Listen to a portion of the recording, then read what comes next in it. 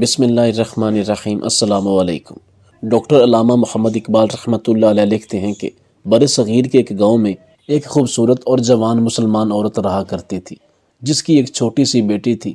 شادی کے کچھ عرصے بعد ہی اس کے شوہر کا انتقال ہو گیا، جو کہ ایک دھوبی تھا۔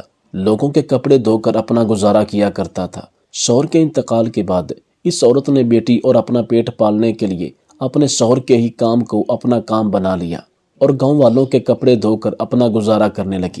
ایسے ہی وقت گزرتا رہا اور وہ بڑی ایمانداری سے اپنے کام کو کیا کرتی تھی، حتیٰ کہ یہ عورت اپنے شوہر سے بھی زیادہ صفائی کے ساتھ لوگوں کے کپڑے دھوتی اور مقررہ وقت سے پہلے ان کے کپڑے ان کو واپس پہنچا دیتی، جس سے لوگ بہت زیادہ متاثر ہوتے تھے کہ یہ عورت اپنے شوہر سے بھی زیادہ محنتی ہے اور اپنے شوہر کی نسبت وقت سے پہلے ہمیں ہمارے کپڑے مل جاتے ہیں۔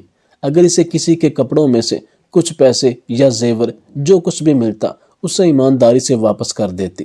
گاؤں والے اس کی ایمانداری اور امانت داری کی وجہ سے اس کا بہت احترام کرتے تھے اور صاف ستھرے کپڑوں کو دیکھ کر گاؤں والے بہت خوش ہوتے تھے اور اپنے کپڑے اسی سے دھلواتے تھے۔ دھیرے دھیرے اس کا کاروبار پھیلنے لگا اور شہر کے قاضی اور ان کے وزیروں اور مشیروں کے کپڑے اس کے گھر آنے لگے۔ سب کے کپڑے یہی دھوبن دھویا کرتی تھی۔ ایک دن وزیر کی بہن نے غلام کو بلایا اور بولی، سارے گندے کپڑے اٹھا کر پاس کے گاؤں میں دھوبن کو دے آؤ۔ غلام کپڑوں کو اٹھا کر دھوبن کو دے کر واپس آ گیا۔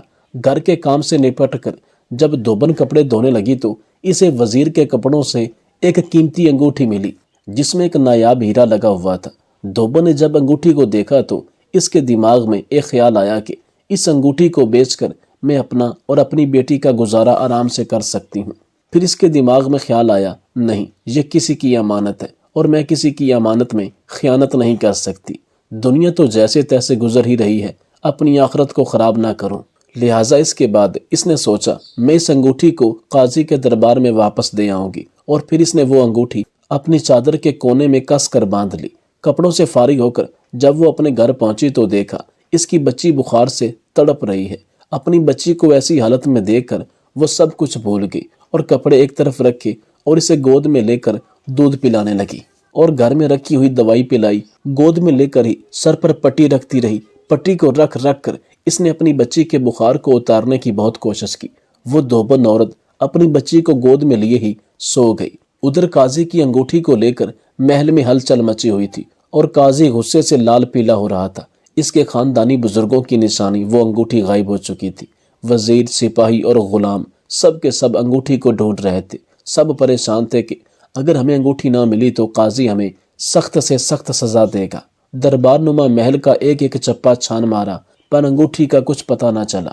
قاضی کا خاص وزیر سب سے آگے تھا اور محل کے سپاہیوں کو خبردار کر رہا تھا کہ انگوٹھی آج شام سے پہلے مل جانی چاہیے۔ ادھر اس دھوبن عورت کی جب آنکھ کھلی اس نے دیکھا اس کی بچی بخار سے تپ رہی تھی۔ دھوبن نے اٹھ کر وضو کیا اور نماز پڑھنے کھڑی ہو گئی۔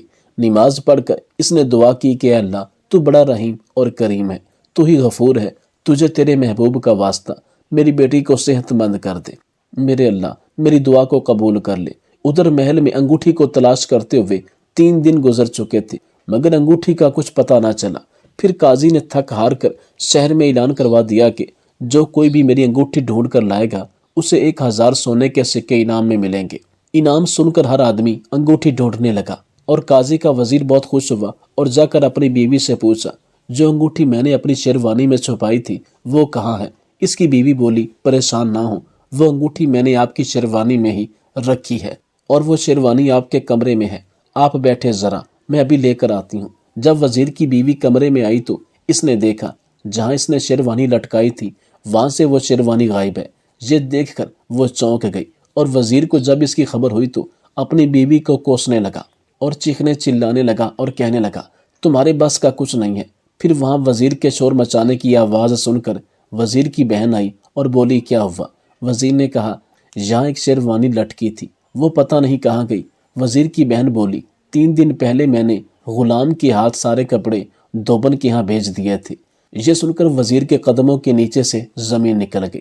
پھر اس کی بہن بولی، ایسا کیا تھا اس کے اندر؟ وزیر بولا، اس کے اندر میرا کچھ ضروری سامان تھا۔ بہن کے جاتے ہی وزیر بہت پریشان ہو گیا اور شہر کی اور چل دیا اور سوچنے لگا، ویسے تو دھوبن بہت ایماندار ہے، جس وجہ سے وہ نہیں آ پائی، اگر اسے پتہ لگ گیا تو انگوٹھی لے کر قاضی کے سامنے حاضر ہو جائے گی اور قاضی کو سب بتا دے گی کہ وزیر کی شیروانی سے یہ انگوٹھی ملی ہے اور قاضی مجھے قتل کر دے گا۔ وزیر کی پوری رات بے چینی میں گزری، سونے کی کوشش کرتا مگر نیند کہاں آتی۔ اس کی بیوی نے کہا کیوں نہ ہم ایسا کریں کہ ہم یہ چوری دھوبن کے ہی نام لگا دیں کہ قاضی کی انگوٹھی دھوبن نے چوری کی تھی۔ ادھر عورت کی بیٹی کی طبیعت بگڑ رہی تھی اور وہ اسے لے کر قریب کے گاؤں میں حکیم کے پاس پہنچ گئی تو اس نے وہاں کچھ عورتوں کو بات کرتے ہوئے سنا کہ جسے قاضی کی انگوٹھی ملے گی اسے 1000 سونے کے سکے انعام میں ملیں گے۔ یہ سب سن کر دھوبن کو سب یاد آ گیا اور وہ اپنی بچی کو دواخانے سے دوائی دلوا کر تیزی سے پاؤں رکھتی ہوئی اپنے گھر پہنچی۔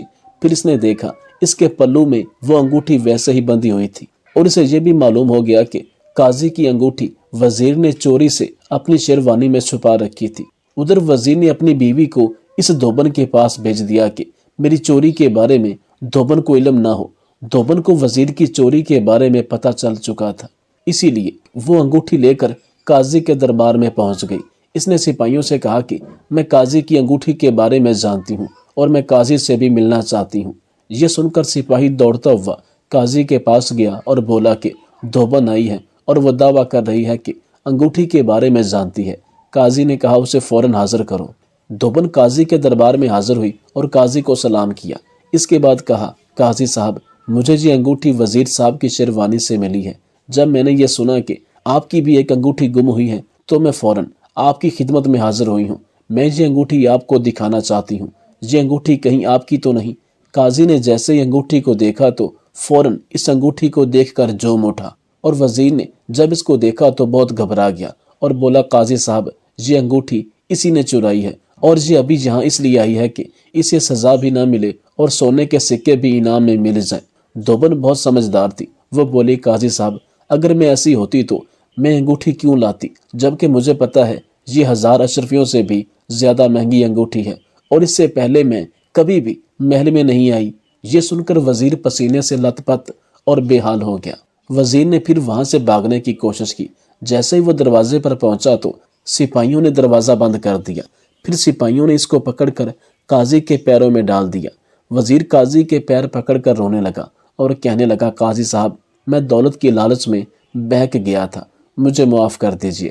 قاضی نے اس کی ایک نہ سنی اور اسے عمر قید کی سزا سنا کر قید خانے میں ڈال دیا اور پھر دھوبن کو 1000 اشرفیاں دیتے ہوئے سپاہیوں کے ساتھ آرام سے روانہ کر دیا۔ کچھ وقت کے بعد قاضی نے اس خوبصورت عورت کے حسن و جمال، ایمانداری اور امانت داری سے متاثر ہو کر اپنے ایک وزیر کے ذریعے دھوبن کو نکاح کا پیغام دیا اور دھوبن نے اس پیغام کو خوشی خوشی قبول کر لیا۔ اس کے بعد وہ دھوبن عورت قاضی کی ملکہ بن کر محل میں شاہانہ زندگی گزارنے لگی۔ اسے اس نیکی کا صلہ ملا اس دھوبن نے جو ایمانداری دکھائی، اللہ نے اس کو صلہ دیا اور وہ ایک قاضی کی زوجہ بن کر ملکہ والی عیش و عشرت کی زندگی گزارنے لگی۔ یہ واقعہ پورے برِ صغیر میں مشہور ہوا تھا۔ بے شک اسی کو سزا ملنی چاہیے جو گناہ گار ہو۔ اللہ تمام گناہ گاروں کو ہدایت دے اور بے گناہ کو رہائی نصیب کرے۔ ہم سب کو ظالموں، حاسدوں اور برے حکمرانوں سے محفوظ رکھے۔